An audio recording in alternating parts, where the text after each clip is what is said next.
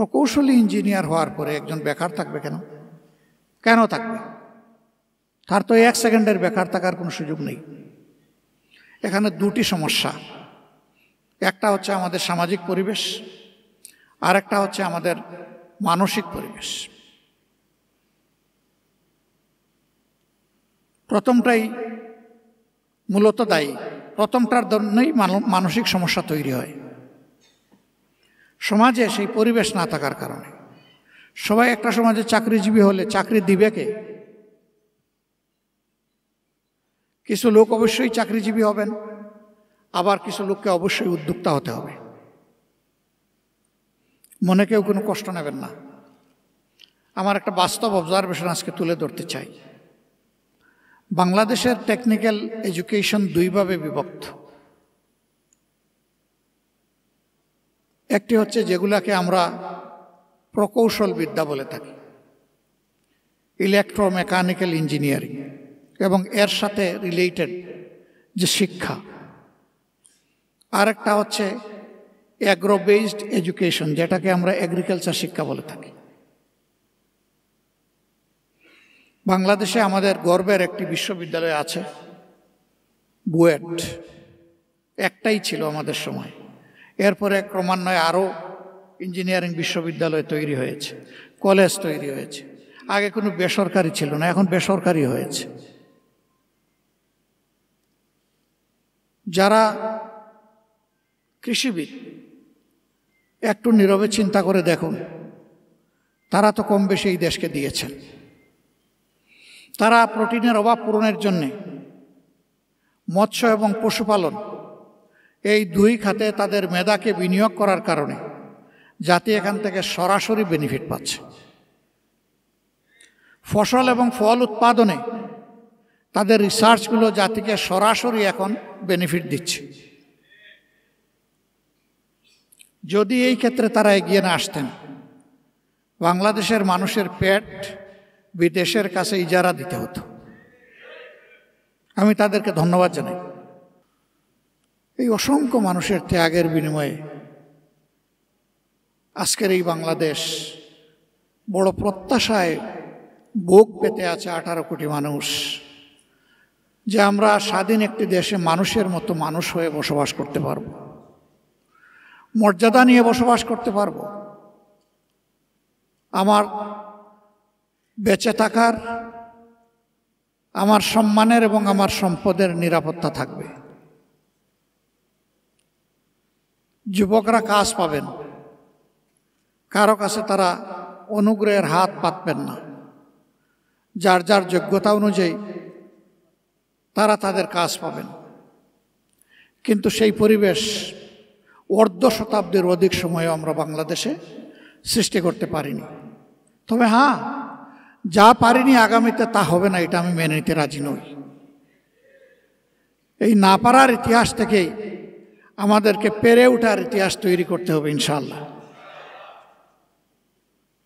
আমাদের গুড়াগলদ, আমাদের শিক্ষা ব্যবস্থা না নৈতিক না বৈষয়িক, কোনো মানের ধারে কাছেও নাই। এই শিক্ষা ব্যবস্থায় মানুষের মেধার অপচয় হয়, সময়ের অপচয় হয়, অর্থের অপচয় হয়। এই সময়, এই অর্থ, এই মেধা বিনিয়োগ করে প্রিয় দেশ আরও উন্নত, দক্ষ, সোনার মানুষ তৈরি করতে পারত। কিন্তু সে পরিকল্পনাটাও নাই। আর থাকবে কেন ভাই? এই পরিকল্পনার দায়িত্বে যারা আছেন তাদের সন্তানেরা তো এই দেশে লেখাপড়া করে না। তাদের সন্তানেরা এই দেশে লেখাপড়া করলে তখন তাদের মাথা থেকে জনকল্যাণমূলক, বাস্তবধর্মী, প্র্যাগম্যাটিক সেই প্ল্যান এবং পরিকল্পনা বের হয়ে আসত। তাদের কোনো দরদ নেই জাতির প্রতি। আমি অবাক, 1,20,000 টাকা যিনি চাকরি পান, প্রতি মাসে 3 লাখ টাকা তার সন্তানের জন্য লেখাপড়ার খরচ মেটানোর জন্য বিদেশে পাঠান। এই টাকা তিনি কোথায় পান? হ্যাঁ, আমাদের সমাজে ওই সমস্ত লোকের শ্বশুর বাড়ি বড় ধনী, বিয়ার সময় ধনী থাকে না।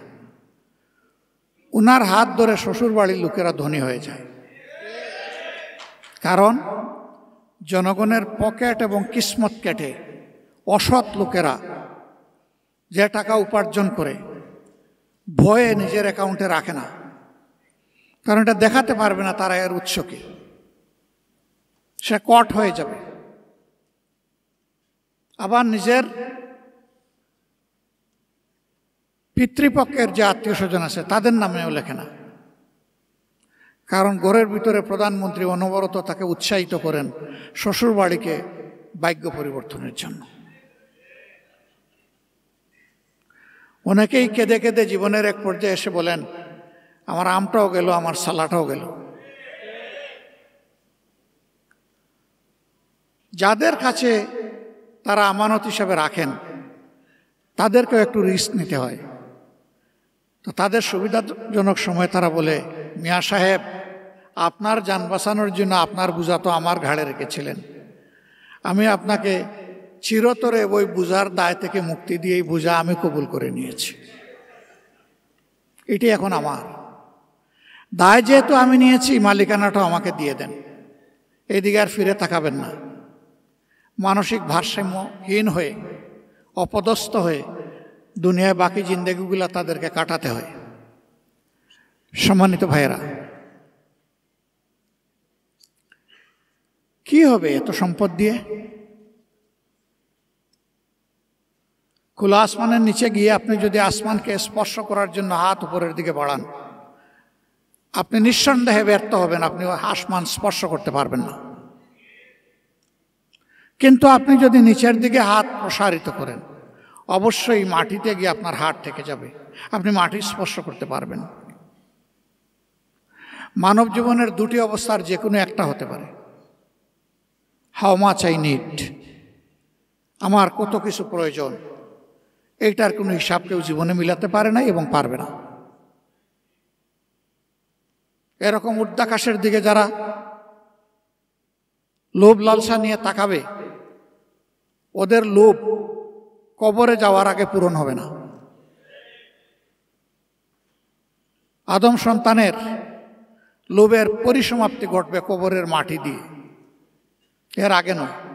যারা লোভী আর যারা ডেডিকেটেড, যারা দেশপ্রেমিক, যারা সামাজিক দায়িত্বকে আমানত মনে করে, তাদের সংজ্ঞাটা অন্যটা।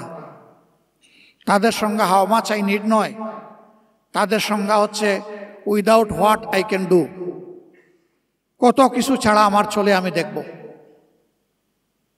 আমি একটা সাদামাটা জীবনযাপন করব, আমার জীবনে চলাফেরায় আভিজাত্য কিংবা জৌলস থাকবে না।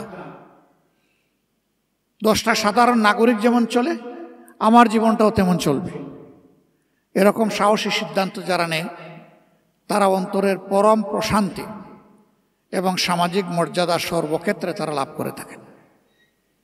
এটা ঠিক, কিছু মানুষ সামনে এসে তাদেরকে সেলিউট দেবে না, কিন্তু অসংখ্য মানুষ অন্তরের ভিতর থেকে তাদের জন্য দোয়া করবে। ওই সামনে এসে যাদেরকে সেলিউট দিতে গিয়ে নিজের হাত পা ভেঙে ফেলে, এরা কিন্তু আবার সামনে থেকে চলে গেলে গালি দেয় যে কি করবা, তেল তো না মারলে আমার চলে না। আসলে লোকটা বদলুক, কোন সুরত কাজটা সেরে আসলাম। এটি হচ্ছে সমাজের বাস্তবতা। সম্মানিত ভাইয়েরা, প্রকৌশলী ইঞ্জিনিয়ার হওয়ার পরে একজন বেকার থাকবে কেন? কেন থাকবে? তার তো 1 সেকেন্ডের বেকার থাকার কোনো সুযোগ নেই। এখানে দুটি সমস্যা, একটা হচ্ছে আমাদের সামাজিক পরিবেশ, আর একটা হচ্ছে আমাদের মানসিক পরিবেশ। প্রথমটাই মূলত দায়ী, প্রথমটার জন্যই মানসিক সমস্যা তৈরি হয়। সমাজে সেই পরিবেশ না থাকার কারণে সবাই একটা সমাজে চাকরিজীবী হলে চাকরি দিবে কে? কিছু লোক অবশ্যই চাকরিজীবী হবেন, আবার কিছু লোককে অবশ্যই উদ্যোক্তা হতে হবে। মনে কেউ কোনো কষ্ট নেবেন না। আমার একটা বাস্তব অবজারভেশন আজকে তুলে ধরতে চাই। বাংলাদেশের টেকনিক্যাল এডুকেশন দুইভাবে বিভক্ত।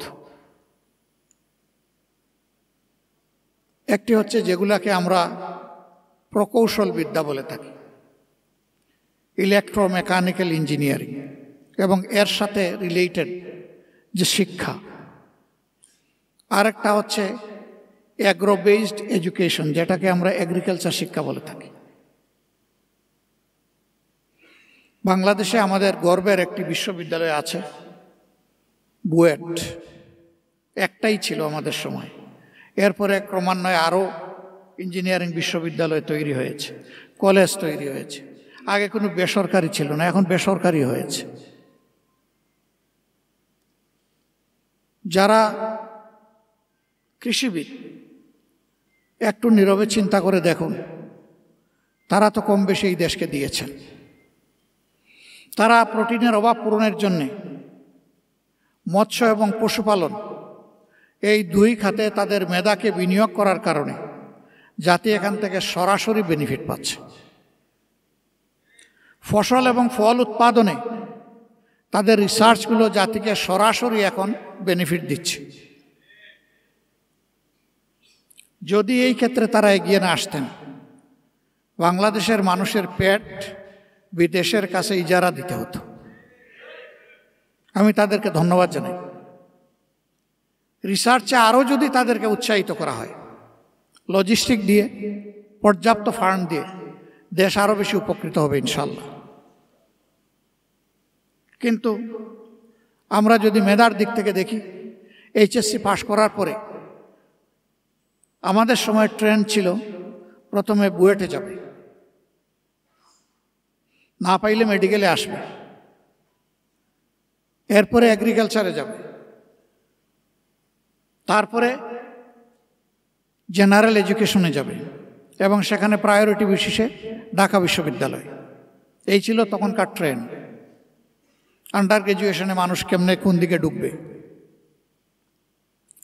তাহলে স্বীকার করতে হচ্ছে যে সবচেয়ে মেধাবী যারা তারাই গিয়েছেন ওখানে, বুয়েটে বা ইঞ্জিনিয়ারিং বিশ্ববিদ্যালয় কলেজগুলোতে। এই মেধাবীর কাছে কি এই জাতির কোনো কিছু পাওনা নেই? কিন্তু আমরা কি দেখি? আমরা দেখি যে কার্যত একবার একটা মিশুক আবিষ্কার করা হয়েছিল, ওইটা সাস্টেইন হয়নি। ওটাকে দেখলে মনে হতো যে কোন সময় আবার আসমানে উড়া দেয়। খুব হালকা পাতলা একটা যান, পিছনের দিকে লেখা থাকতো, আমি ছোট, আমাকে ধাক্কা দিবেন না।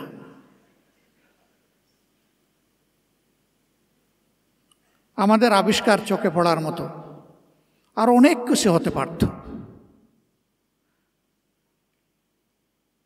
চায়না গত 27 বছরে সেখানে দস্তুর মতো একটা রিভলিউশন করেছে। তারা তো আমাদের কাছের দেশ।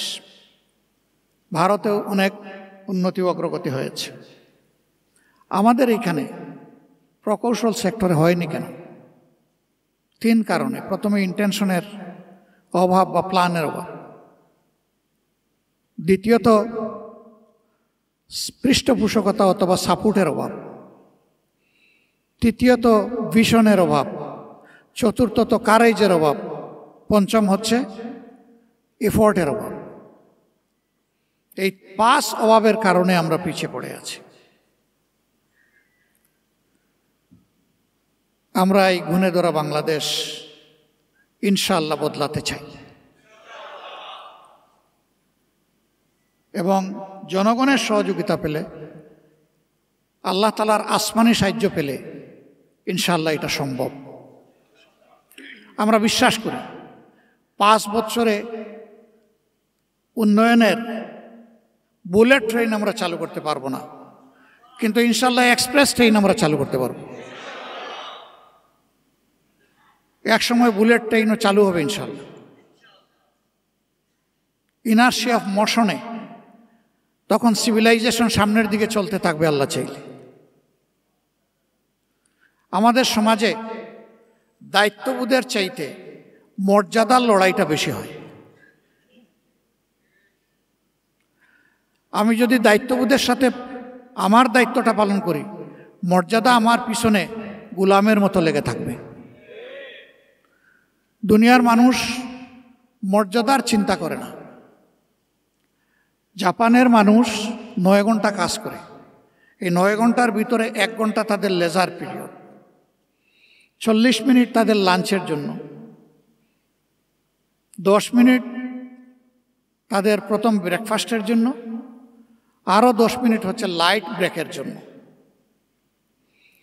এই 1 ঘন্টা সময়ের ভিতরে সে তার বন্ধুবান্ধব, পরিবার, কারো সাথে কথা বলতে হলে এই সময়টাই বলবে, কিন্তু বাকি 8 ঘন্টা তার মোবাইল অফ, সাইলেন্ট নয়, অফ। কারণ সে বলে যে এই সময়টা তো আমার না, এই সময়টা আমার এমপ্লয়ারের। এটি আমার সরকার হতে পারে অথবা এটি কোনো কোম্পানি হতে পারে। আমি আমার এমপ্লয়ারের সময় অপচয় করার কোনো অধিকার রাখি না। ভাই, তারা তো আর আমাদের মতো আমানতু বিল্লাহি কাবিলতু জামিয়া বলে নাই তো। তাদের এই অনুভূতির কারণে আজকে বিশ্বে যদি একটা মর্যাদাপূর্ণ দেশ হিসেবে তারা দাঁড়াতে পারে, তো আমরা কেন, যারা বলেছি আমরা ঈমান আনলাম সব কিছুতে আল্লাহর উপরে, আমরা কেন পারি না? তাদের ওখানে সবার পিছনে তো গোয়েন্দা লাগানো নাই, কিন্তু তার বিবেকের গোয়েন্দা তাকে প্রতিনিয়ত সজাগ করে রাখে, তোমার কাজ তুমি করে যাও, কাজে অবহেলা করবা না। আমাদের দেশে মর্যাদা নিয়ে সীমাহীন লড়াই। একজন মানুষ যদি একটু মর্যাদা পেয়ে যায়, আরেকজন এটা সহ্য করতে পারে না। আরে ভাই, আল্লাহ তাআলার ইচ্ছা একজন গ্রাজুয়েট ইঞ্জিনিয়ার হবে, আরেকজন ডিপ্লোমা হবেন, আরেকজন টেকনিশিয়ান হবেন।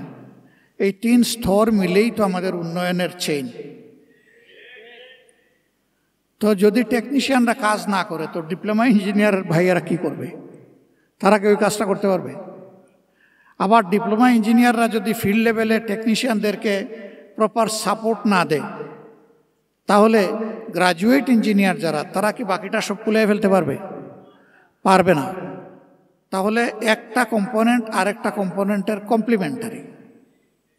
এখানে কনফ্লিক্ট হয় কেন? এখানে তো কমপ্লিমেন্টারি হবে, কমপ্লিট হবে না, কিন্তু আমাদের হয় কনফ্লিক্ট।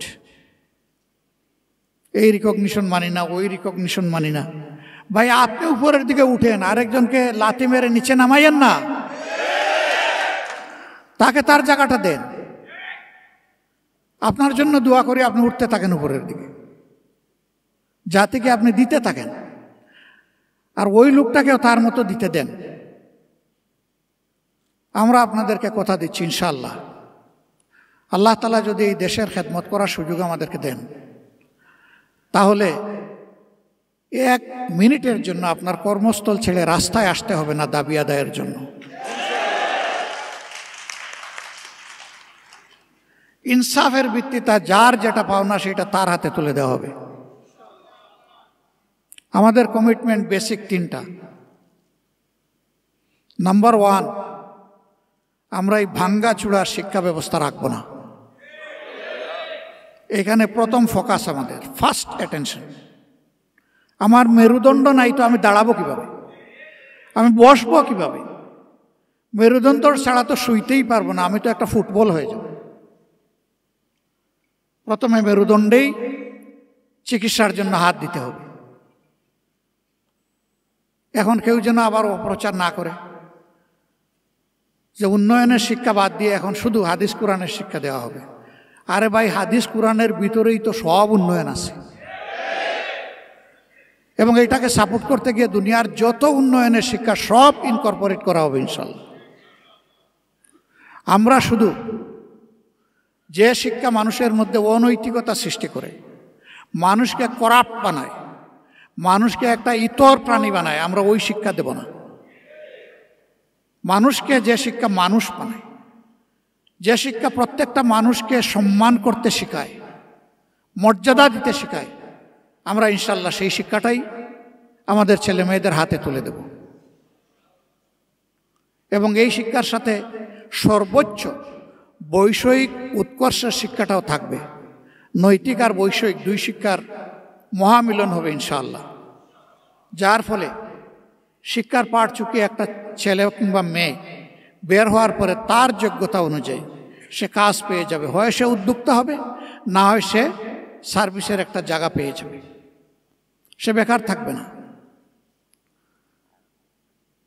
বেকারত্ব তো জাতির জন্য ক্ষতির কারণ। হ্যাঁ, বয়স যাদের হয়ে গেছে, এই দেশকে জাতিকে সেবা দিয়ে এখন আর শরীর যাদের কুলোয় না, তারা ইনশাল্লাহ বেকার নন, আমাদের সম্মানিত সম্পদ হিসাবে আমাদের বুকে থাকবেন ইনশাল্লাহ। কিন্তু কোনো যুবক যুবতী কাজের বাইরে থাকবে না, কাজ যেটাই হোক তার হাতে একটা থাকবে, হয় সে উদ্যোক্তা, না হয় সে চাকরিজীবী, একটা কিছু হবে ইনশাল্লাহ। 2 নম্বর হচ্ছে শুধু ডিগ্রির ভিত্তিতে এই কল্যাণ রাষ্ট্রে কারো মর্যাদা নির্ণয় হবে না, তার মর্যাদা নির্ণয় হবে তার কাজের ভিত্তিতে। পাশের দেশ ডক্টর আব্দুল কালাম, তাদের নিউক্লিয়ার সায়েন্টিস্ট, তিনি কি মাস্টার ডিগ্রি ছিলেন নাকি? গ্র্যাজুয়েট ছিলেন, ইন্টারমিডিয়েট ছিলেন, হাই স্কুল পাশ করেছেন? কিছুই না। কিন্তু পরবর্তী পর্যায়ে অনেক কিছুই হয়েছে তার। সেই জাতি তো তাকে সম্মান দিয়েছে। কি জন্যে? তার কন্ট্রিবিউশনের জন্য, তার অবদানের জন্য, তার কাজের জন্য। সমাজে যারাই সমাজকে মন উজাড় করে দিবেন তারা ইনশাল্লাহ সম্মানিত হবেন। বাকিরা তাদের থেকে শিক্ষা নিয়ে নিজের দুর্বলতা কাটিয়ে উঠবেন। এইভাবে সমাজের চাকা আলহামদুলিল্লাহ সমান্তরাল দ্রুত স্পিডে সামনের দিকে যাবে। আমাদের দ্বিতীয় অঙ্গীকার, আমরা দুর্নীতির জড় কেটে দেব ইনশাল্লাহ। এই কথা শুনে আবার অনেকের বুকে ধড়পড় শুরু হয়েছে, বাবা আমার তো চলেই এ দিয়ে। কোনো এক সার্ভিসের একজন লোক, তিনি প্রতিদিন খুব হাসি খুশি মুখে আসেন পরিবারের কাছে ফিরে। একদিন তার মুখটা বড় ভারী। জীবন সঙ্গিনী জিজ্ঞেস করলেন, কি গো, কি হয়েছে আজকে মুখ তো ভারী? কয় কপাল খারাপ। মানে? কয়ে যে আমার এই সমস্ত আকাম কুকামের কারণে আমার তো চাকরি চলে গেছে।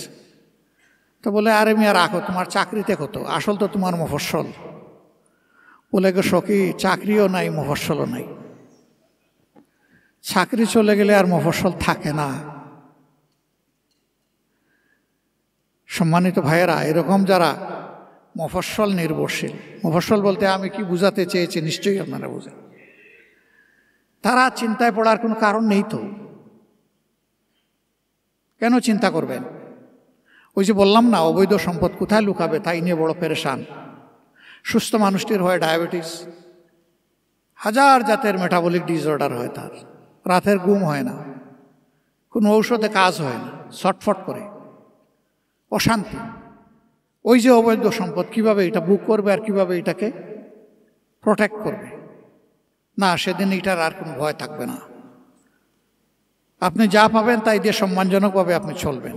তবে এটাও তো ঠিক যে আপনি আপনার জায়গায় ঘুষ খান, কিন্তু এই সমাজে আরো 20টা 100টা জায়গায় আপনাকে যেতে হয়, ওই জায়গাগুলোতে আপনাকেও ঘুষ দিতে হয়। তা আপনি খাবেনও না, দিবেনও না, অ্যাকাউন্ট আপনার ঠিক থাকবে ইনশাল্লাহ। এর সাথে আপনি মর্যাদা পাবেন।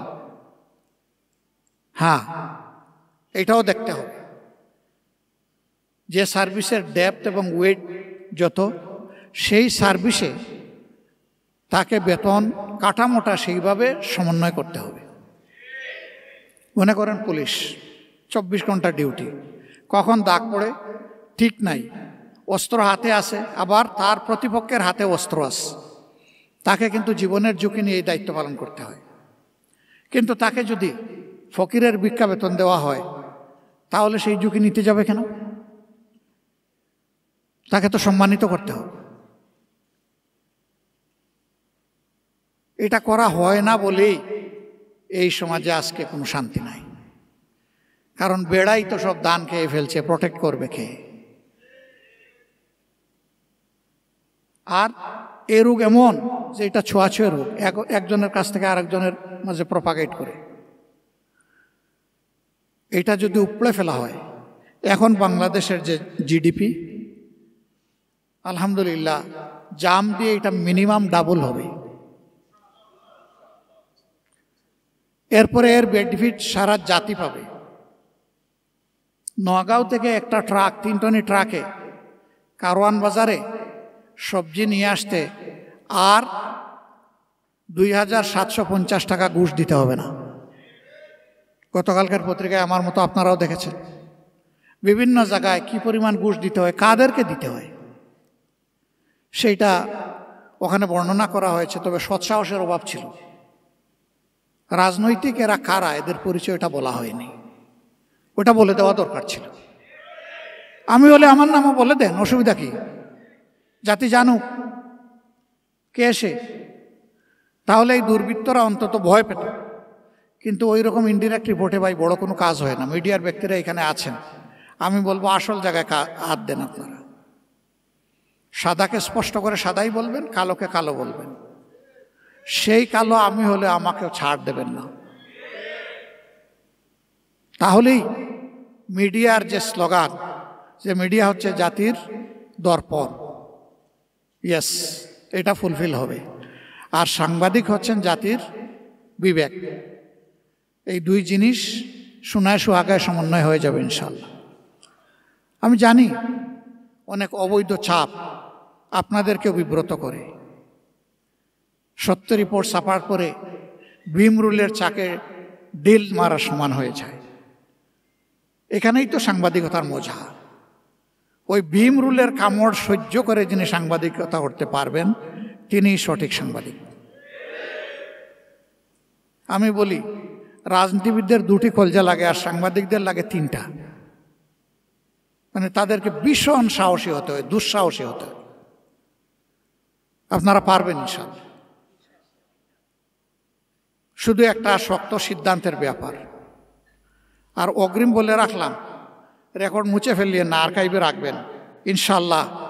আল্লাহ যদি আমাদের হাতে এই সুযোগ এনে দেন, আমরা আপনাদের সাহসিকতার বিকাশ ঘটানোর জন্য আপনাদেরকে সুযোগ দেব, সেটা আমাদের বিপক্ষে গেলেও ইনশাআল্লাহ।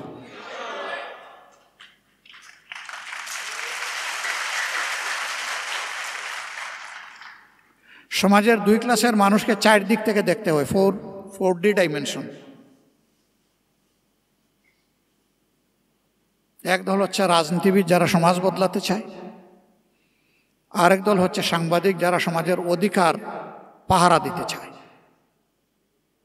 তারা একদিক থেকে দেখলে ইনসাফ কায়েম করতে পারবেন না এবং দেখাটা পূর্ণাঙ্গতা পাবে না।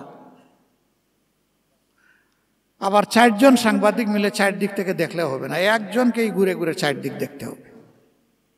যেমনটি রাজনৈতিক নেতৃবৃন্দকে দেখতে হয়। অবশ্য এখনকার রাজনীতি ভিন্ন। এখন নিজেকেও দেখা লাগে না, একবার বুকের দিকে তাকাইলেই চলে। মানে আমি তো আর কি, আমি থাকলে দেশ আছে, জাতি আছে, আমি নাই দেশও নাই, জাতিও নেই। আর কি চমৎকার স্লোগান, আমার চেয়ে আমার দল বড়, আমার দলের চেয়ে আমার দেশ বড়। কিন্তু অনেকের ক্ষেত্রে, এই কার্যক্ষেত্রে তার একেবারেই 180 ডিগ্রি উল্টা দিকে। এই মানসিকতা পরিবর্তন করতে হবে আমাদেরকে। আপনাদের অনেক দাবি দেওয়া এখানে পেশ করেছেন আলহামদুলিল্লাহ। ইতিমধ্যে জনাব সাইফুল আলম খান মিলন আপনাদেরকে বলেছেন যে আমরা একটা সমন্বিত উদ্যোগ নিয়েছি, সেল গঠন করেছি। আমরা আশা করি জাতির জন্য ভালো কিছু সুপারিশ করা যাবে ইনশাল্লাহ, যেখানে আমরা আশা করি যে আপনারা ইনসাফ পাবেন। এবং শুধু আপনারা না, সমাজের যে কোনো বঞ্চিত অংশের আমরা অংশীদার।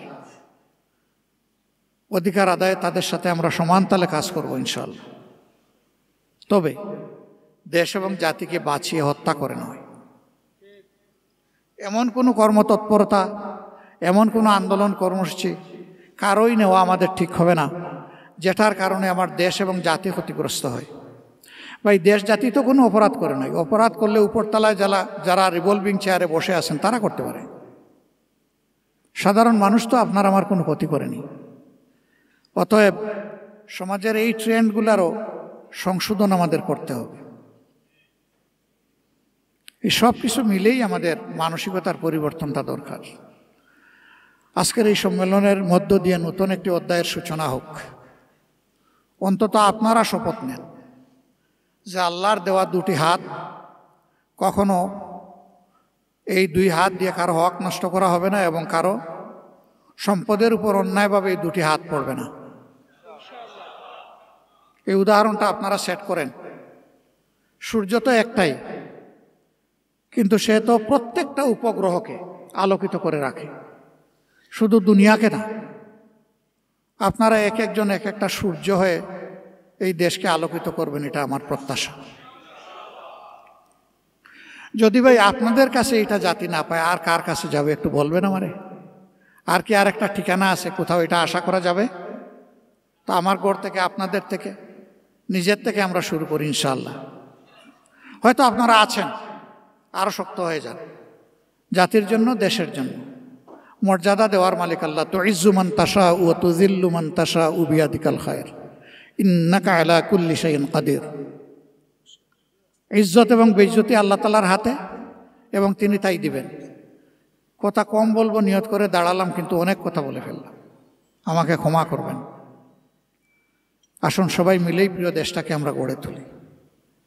আসুন আমরা শুধু পরস্পরের দোষ ত্রুটি নিয়ে পড়ে না থেকে, কামড়া কামড়ি না থেকে, নিজের ইতিবাচক কর্মসূচি নিয়ে জাতিকে আমরা আশা জাগা নিয়ে কর্মসূচি নিয়ে সামনে এগিয়ে যাই। আল্লাহ তাআলা আমাদেরকে এই তৌফিক দান করুন। আমাকে এই সুযোগ করে দেওয়ার জন্য আমি আপনাদের কৃতজ্ঞতা আদায় করছি এবং এই সম্মেলনের সার্বিক সাফল্য কামনা করছি। আমি জনাব সাইফুল আলম খান মিলন ভাইকে অনুরোধ করব যে গিয়াস ভাই ইন্তেকালের প্রায় 8-9 মাস হয়ে গেল নাকি, এই সময়ের ভিতরে তিনি তো 2 বছরের জন্য নির্বাচিত হয়েছিলেন। এই সময়ের ভিতরে ভারপ্রাপ্ত দায়িত্বশীল দিয়ে সংগঠন চলছে। এখন ভারপ্রাপ্ত লোকটাকে ভারমুক্ত করে দিয়ে আজকের এই সম্মেলনের মাধ্যমে বাকি সময়ের জন্য রেগুলার দায়িত্ব উনি আপনাদের সামনে হয়তো চিন্তা ভাবনা করে কোনো প্রস্তাব পেশ করবেন। আপনাদের সহযোগিতা এবং সম্মতি নিয়ে সেই কাজটা আমি অনুরোধ করব এবং আশা করব সম্পন্ন করবেন ইনশাআল্লাহ। আল্লাহ তাআলা আমাদের প্রিয় দেশের উপর রহম করুন। একটা মানবিক বাংলাদেশ গড়ায় আল্লাহ আমাদেরকে সাহায্য করুন। আগামীর জন্য আমরা যাতে ভালো কিছু চিন্তা করতে পারি এবং করতে পারি, সেই শক্তি আল্লাহ আমাদেরকে দান করুন। বাধা এবং চ্যালেঞ্জ যাই আসুক, মঞ্জিলের পথে কোথাও যেন 1 সেকেন্ড বিশ্রাম না নেই। আমাদের অভিযাত্রা অব্যাহত। আসসালামু আলাইকুম ওয়া রাহমাতুল্লাহ।